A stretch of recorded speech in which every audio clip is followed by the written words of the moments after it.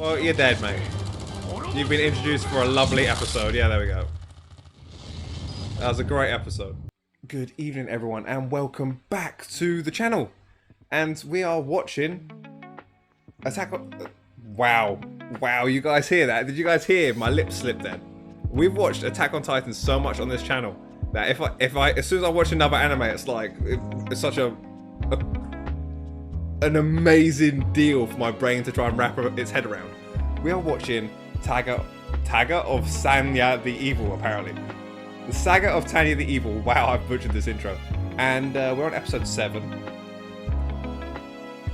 Yes, I actually don't remember too much of what's happened since, because we have had a little bit of a break, so it'd be nice to get us running up to speed again. This episode is called, what was it, Attack of the Fjord? Attack of the Fjord. The Battle of the Fjord, which is really interesting because obviously that'll be talking about the Danish and Nordic areas where a lot of the German ships were held in World War I and II. They have sought concealment in the fjords in both Denmark and Norway, and a fjord is like a like rivers that go upstream and very curvy, windy, great places to hide.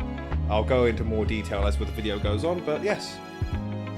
Without further ado, I think I've made everyone wait long enough for this episode, so let's get straight into it.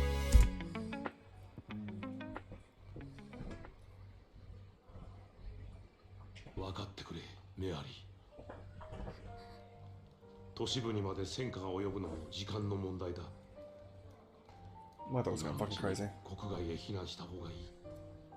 This is number 7.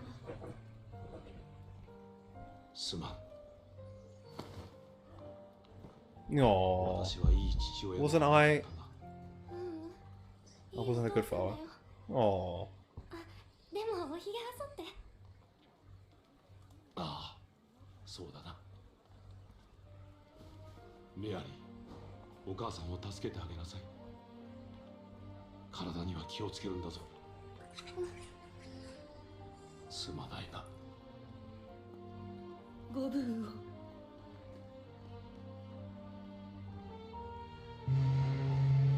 What flag's that? That's not a flag.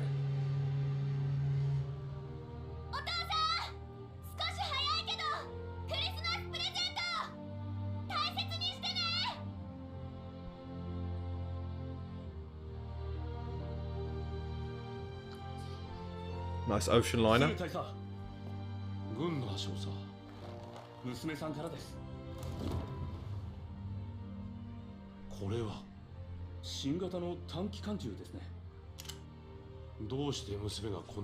They say submachine gun. That doesn't look very submachine gunny.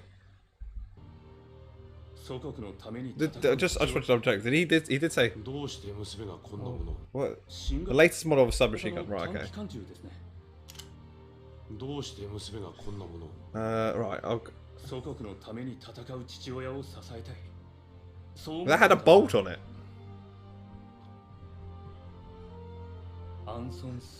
Let me just... Okay, I need to break this down because there's so much wrong with this. Alright. Okay, it didn't have the bolt as I expected. This is obviously the not a bolt. This will be the ejection mechanism. Okay, so... Submachine gun... I know this is based in between World War I and World War II, and in that interwar period, there was submachine guns made. Incredibly interesting enough, the Hellfliegel was the French design. I believe it's French. Which was considered the first submachine gun made in the war. And it had a massive, massive drum mag. But this looks very much like the... oh, what's the name? The Gewehr. G-R-E-W-R. I think that's how it's spelled. The Gewehr. Which is just a name for rifle in German. It was a semi-automatic rifle. This looks a spitting image of it. So, saying that, you can see that it's magazine fed here at the bottom. With a small magazine like this, the Gewehr... Oh, okay, there we are, thank you.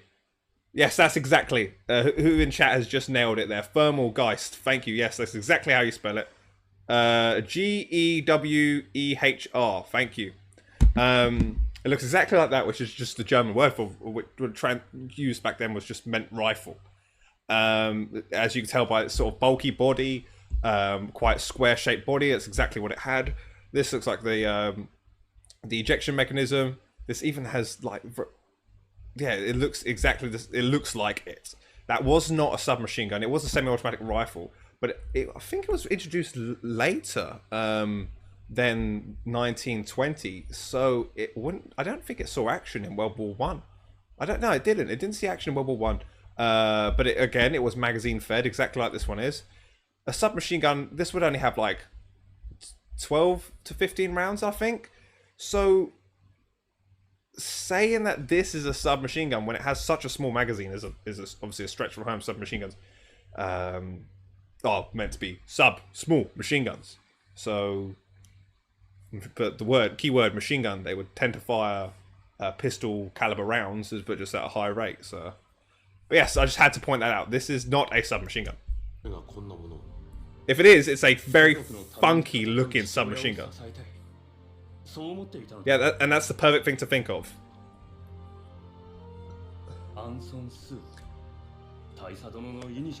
Omega, that's the perfect thing to think of. What is he looking at now? Is that some weird scope? No, we skip intro. As much as I do love the intro for this. Just because it's been too long, guys, we need to get straight back into it. Immediately I'm picking apart this anime. 北方軍における兵隊の距離的な負担を軽減。結果として春季以降の構成計画を容易たらしめると確信します。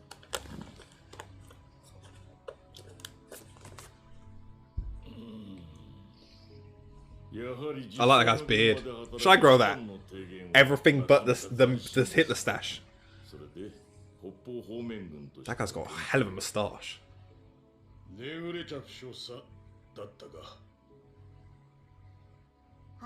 はい。期間は越冬を想定しているようだが、これ以上の長期戦は望ましくない。早期解決こそが当面の課題だ。しかし攻勢に出たところで物資が枯渇し、ほどなく攻勢限界に直。This is really interesting. Them talking about the duration of the war. Obviously, supplies are a big thing. This, that, and the other. But a key part on why Germany will, probably not so much. It's different circumstances now, but so when I use the term will always struggle in a war, I refer to it in the historical sense. The reason Germany always struggled in the war is you need to look at it geographically. Everyone always thinks about it diplomatically, and everyone thinks about it when it comes to technology standpoint, which Germany, during the early 1900s, were very advanced. But look where they are geographically. They have no natural resources, no oil fields, no coal, no. They have such limited natural resources to be able to create the ores to sustain a long war. That's the case. So that's why in World War II they go after the Caucasus and go after oil. That's why in World War II they have alliances with Sweden to make sure that the trade is constantly supplied. They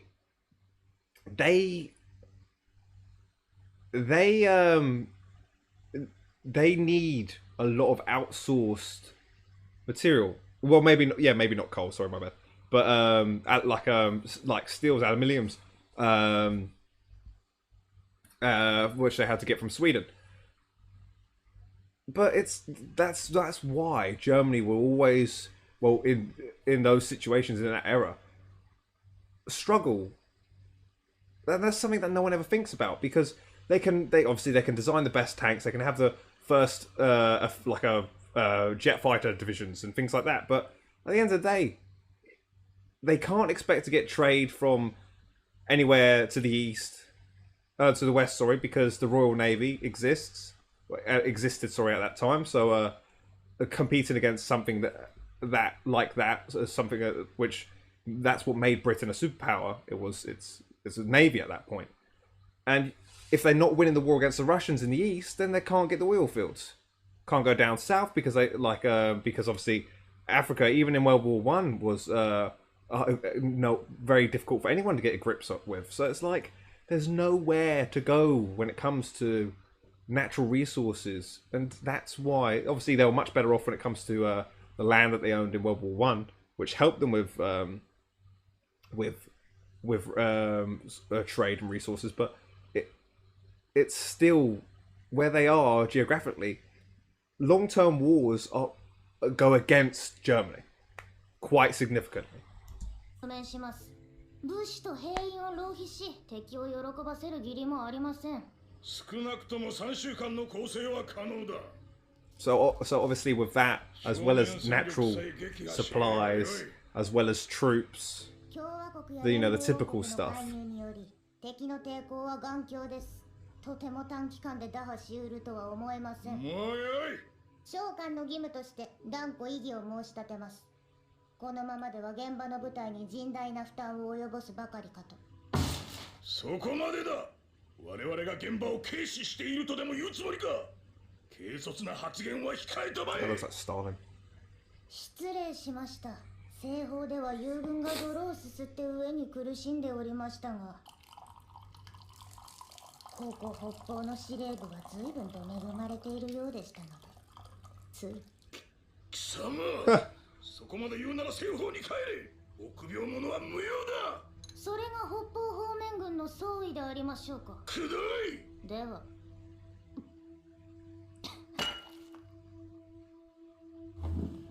失礼いたします。It's yeah, for someone talking about, like, obviously her goal underlying all this is to have like a relaxing life and avoid the front lines. Her saying like a sort of putting herself back on the Western Front is a little bit backwards, you would think. You thought the same thing when you saw the moustache? What, that he looks like Stalin? 現状での全面攻勢など無謀。破綻は目に見えておりますが。少佐、私は本音で話してほしい。形式的な意見具申の姿勢は必要ない。閣下、謹んで申し上げますが、召喚は参謀将校です。せっかくのご諮問ではありますが、先達に対する形式的儀礼上沈黙すべきと無効いたします。Her eyes look so done. You can tell she does not want to say that. なかなか辛辣な意見表明だな。よろしい。では本題に入ろう。仮にだ、方面軍の言う構成計画を遂行するとしたら、どのような意味を見出す？ Hey, Nave. 西方ライン戦線の徐行としては多少の意味を持つでしょう。共和国への攻撃準備がごまかせる可能性があります。うまくすれば西方の負担を軽くすることもあり得るのでは？お言葉ではありますが、厳しいかと。ライン戦線に影響するほどの増援を共和国が送り込むとは思えません。そのような観点からすると、全面攻勢はあくまで協商連合に対する陽動作戦と見るべきでしょう。前線 She can't reach. その真意は敵の後方を Right, Nave. What are you doing, bud? 後方 Hello. 後ろはいな。どうしたのかね、少佐。つまり今回の構成計画は上陸のためのかく乱が目的？どこで耳にした？は、何がでしょうか？上陸作戦のことだ。Z2は閣下から聞いたのか？信じられん。驚きだな。一部の将校しか知らない作戦を言い当てるとは。目下の情勢から一案として有効だと判断したまでであります。やはり貴様を使うことにしよう。203大隊は上陸。I know obviously there's majors and this, that, and the other involved. I can only imagine that this, obviously they're talking about a landing, that this is where the Commonwealth, which is also the British, will get involved at this point. And the reason being is because that's sort of what the British were known for, and I can imagine that they've made everything quite realistic in the sense of everyone just having different names but still being relatively aligned with what they were. Would this plan work in the 1920s for Germany if this situation was real? Obviously, I know mages, it's fictional, this, that, and the other, but it's still a good thing to ask. No. So this is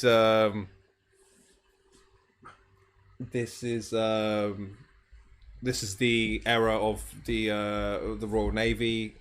Anywhere from, like, you could say 1942 or 1943.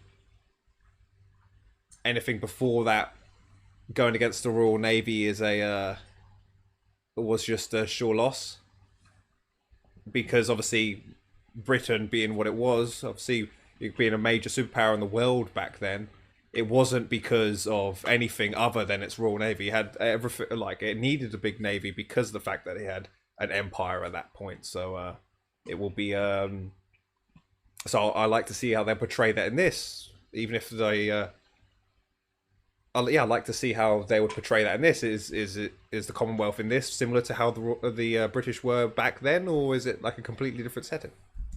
作戦に先立ち全軍の先方だ。は、拝命いたしました。言うまでもなく本作戦は戦略上の奇襲に近い。よって攻撃目標についても敵の想定を超えた地域でなければならん。というと。オースフィヨルドだ。 Oh, so the guy looks like he has nuts in his eyebrow. Yeah, 1943. It was surpassed by the Americans. Well, it's weird, obviously.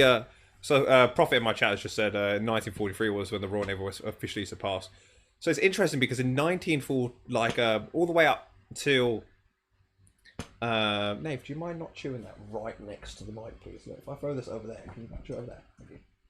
There we go. I've won. Really interestingly enough, even when we speak about sort of the surpassing, I mean, it's obvious when it comes to numbers, because at the start of the war, the Royal Navy had start of World War II, the Royal Navy was larger than the United States Navy, and at the end, the United States Navy was larger. But what makes it interesting is because if you swap then the navies in location, for example, they both would struggle. For example, the Royal Navy would struggle in the Pacific, and the American Navy would do much worse and struggle in the Atlantic. And the reason being is because every ship was designed to fit their environment. So we can take the aircraft carriers, for example. The American aircraft carriers were designed wooden flight decks. Obviously, sounds dumb, but the reason being is so the ship was lighter, and it had more space, so it could carry more aircraft. And also, it made the ship faster, so it could traverse the vast Pacific easier. But the English aircraft carriers in the Atlantic, where the weather's worse, and also it's closer to German air bases, occupied France air bases, and near enough everywhere they're going to be is going to be in range of heavy bombers. They were heavily armored. They had armored flight decks. Their hulls were just incredibly more armored. Carried less aircraft.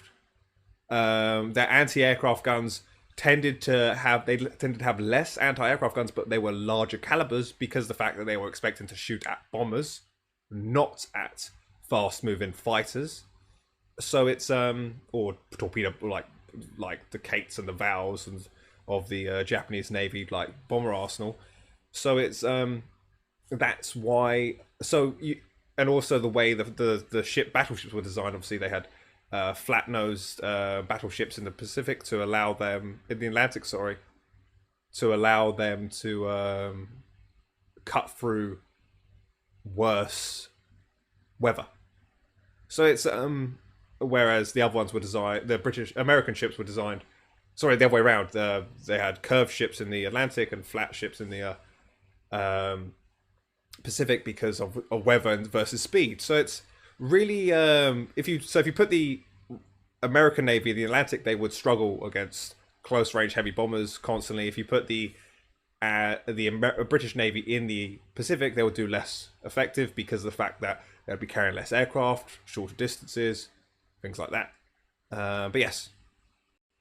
Yeah, to cut the waves, yeah. But yeah, that's just an interesting fact.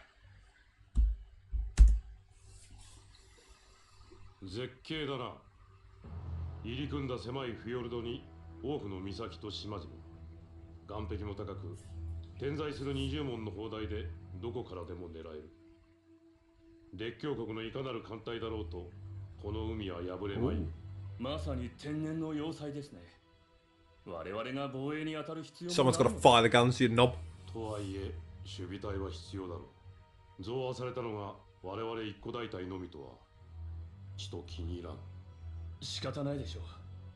前線では帝国軍の冬季攻勢が開始されたそうです。上層部も手一杯というわけか。諸君、祖国のためによくぞ立ち上がってくれた。若き諸君らの力があれば勝利は確実である。すでに栄誉は約束されている。死をも恐れぬ奮戦を期待する。はあ Haven't seen them helmets before. もはや我が国は若者に死んでくれとしか言えぬ状況だ。なればこそ大人の我々も戦い続けねばなるまい。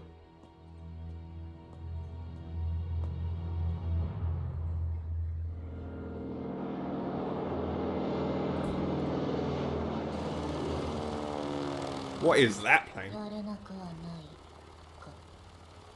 目標地点接近。エンジンカット、滑空体制に入ります。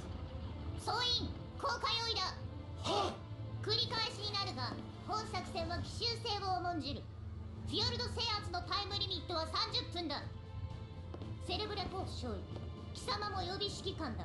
私と各注意のシグナルをロストした場合、撤退を指揮しろ。撤退でありますか。私と注意連中をロストする時点で作戦は失敗だろう。そこまで重装備の敵が出てくれば生産はない。まったく鉱山のカナリエの気分だな。ではせいぜい可憐に泣いてみせるとしましょう。はて、どう泣けばよいのやら。ピヨピヨですかね。chop chop. 貴様らの鳴き声など聞きたくもない。さっさと行動に備えろ。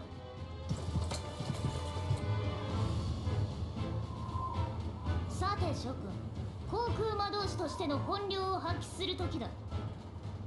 準備は良いだ。はっ。よろしい。降下。Bum bum bum bum bum bum bum bum bum bum bum bum.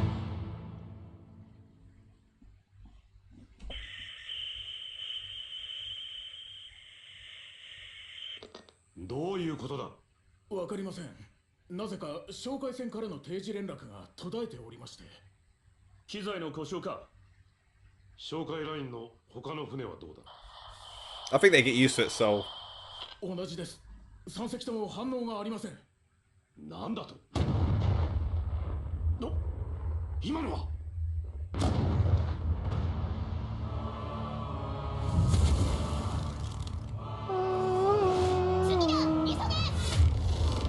The sound effects for this anime are insanely good, aren't they, guys? 砲撃術式用意。撃て。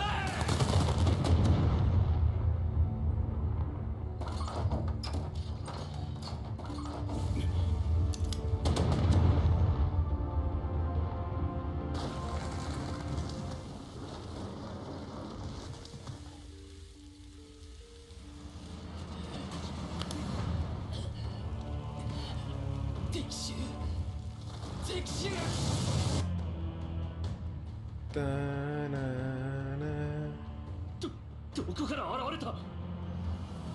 空挺効果だ。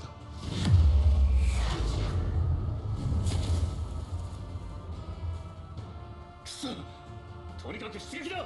湾岸部の各砲台が交戦中。増援の要請だ。すぐに鉄道で遅らせろ。なぜ砲台だけを。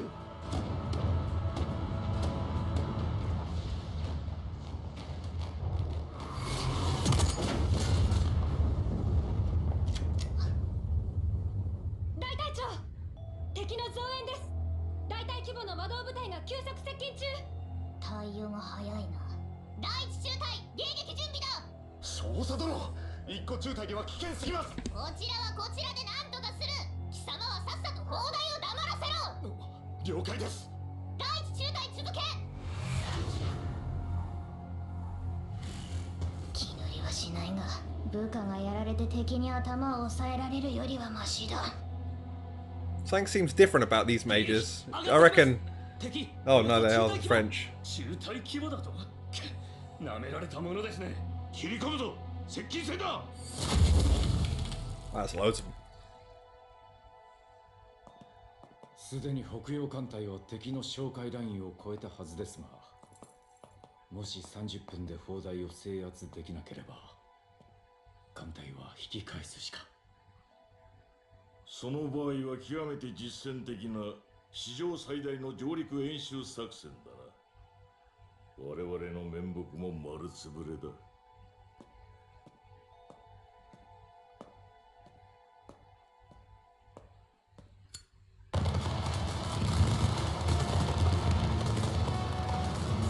頭を押さえろ。頭を押さえられるな。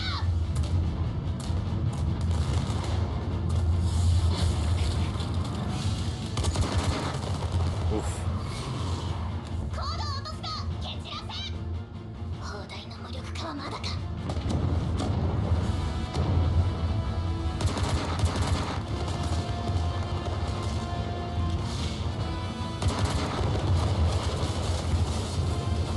残りはまだです。来たぞ、腕。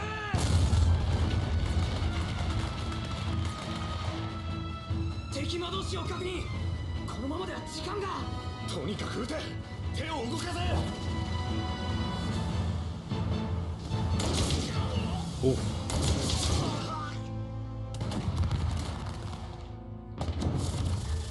脱落者多数押されています。増援が来るまで持ちこたえろ。しかしこのCooked.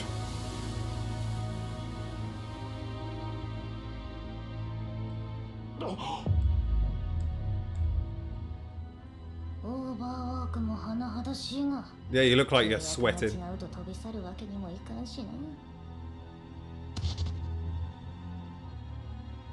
神よ、なぜですか。なぜ奴がここに。 Yeah, scream.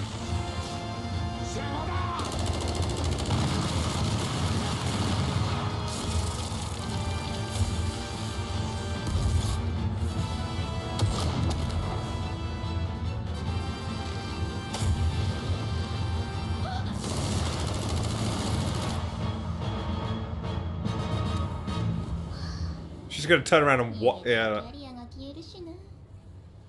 She's gonna turn around and one clap him. Look. Yeah.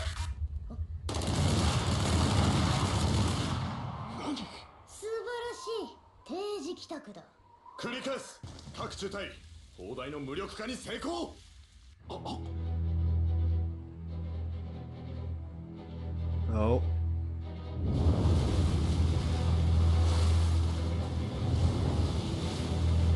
Destroyers and battleship there.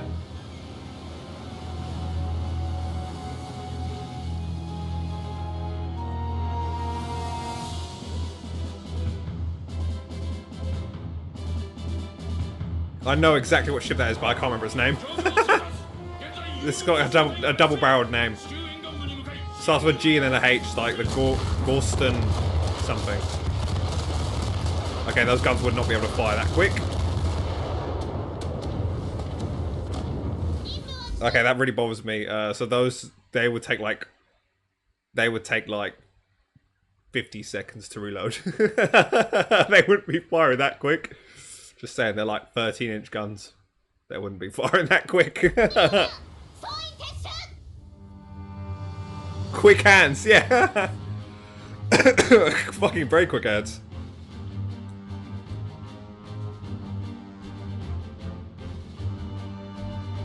It's magic. Yeah, I know it's magic. Yes, yes, yes. But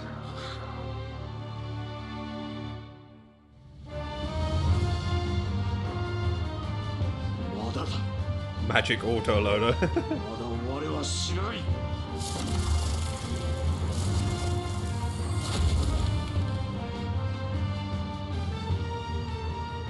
追撃です。一体来ます。狂信的な愛国者め。あの速度なら相当な運動エネルギーだな。主よ、父とこの名のもとに。Yeah, he's cooked. 数をとしたまえ。神よ、願わくば我にあの悪魔を打ち滅ぼす力を与えたまえ。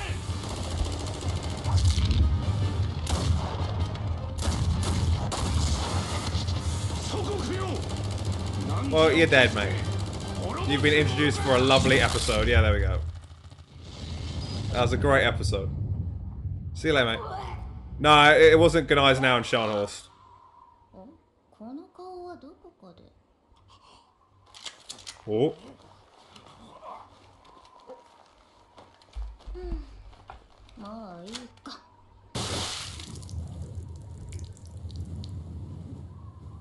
It's called like Greben Horschen Horst.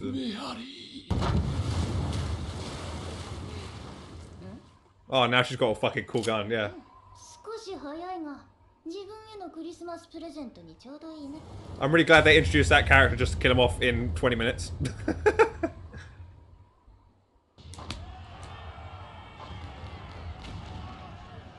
鉄道を抑えろ！物資もだ！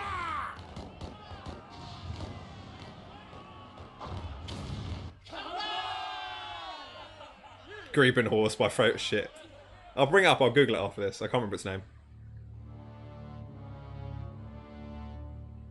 Very eerie music. Yeah, she seems really overworked, like she said earlier.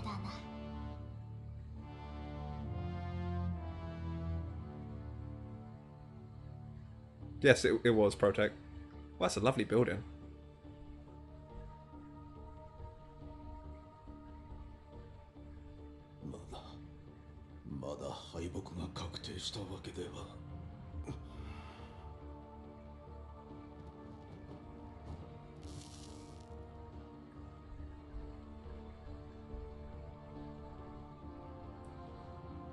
北洋艦隊は揚陸に成功。すでに大牛の鉄道を制圧したそうです。これで敵の鉄道を使って物資の補給もできる。相変わらず大胆なことだ。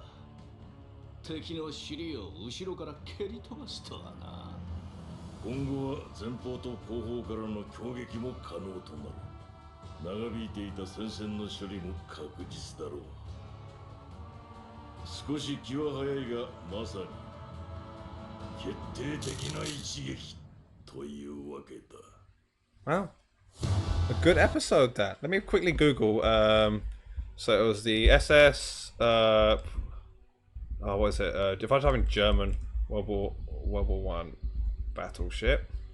What's list of battleships for Germany? Yeah.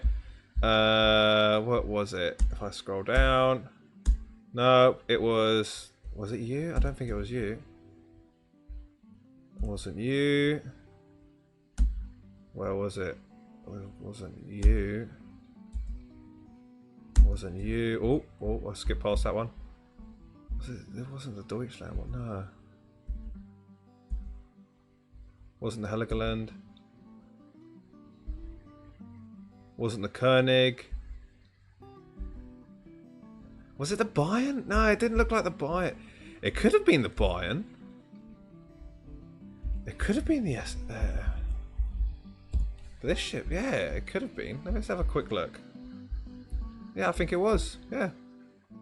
There we go. SMS Bayern. There we are. That's the ship that they used. Yeah, and the interest enough. So if I type in the Scarpa Flow, yeah, Scarpa Flow. This ship is actually sunk. It's actually sunk in Scotland.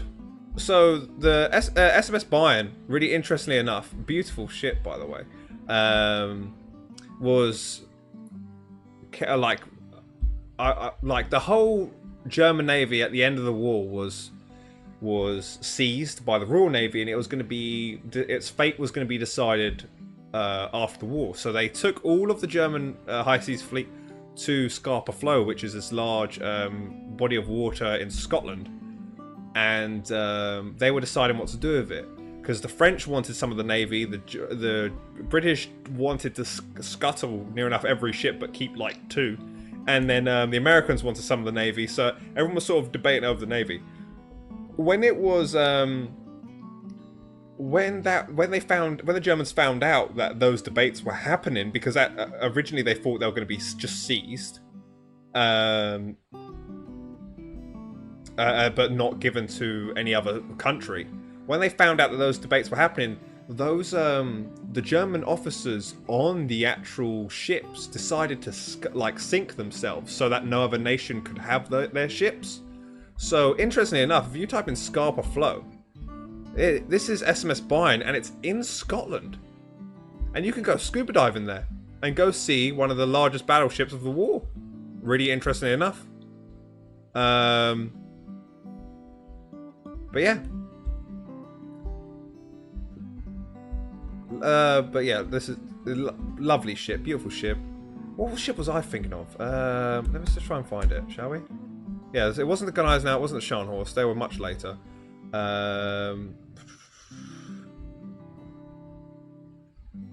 Where was it? I need to just quickly try and find its name, because its name's going to bother me. I think it was this one.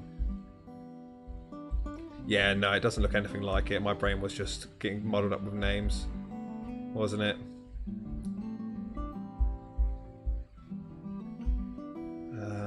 Yeah, it definitely wasn't the Deutschland class. Looks nothing like it. Yeah, my brain was just very in its own little world. Definitely the Bayern class using that. Really interesting. But yes, now obviously what I like doing with this anime is just breaking it down and speaking a little bit about it, because it's something that I can supply a little bit more knowledge on. They wouldn't using a battleship to help landing craft that close is a bit silly. Sometimes the Japanese and the Americans did it in the Pacific, but it's because it was obviously the seas were much vaster, and it was World War II, so they had radar, and very efficient radar, and also the seas were much vaster, so they could see if there was any other convoys approaching or large aircraft formations. And not only that, but because there's so many fucking islands to take, that landings happened a lot in the Pacific.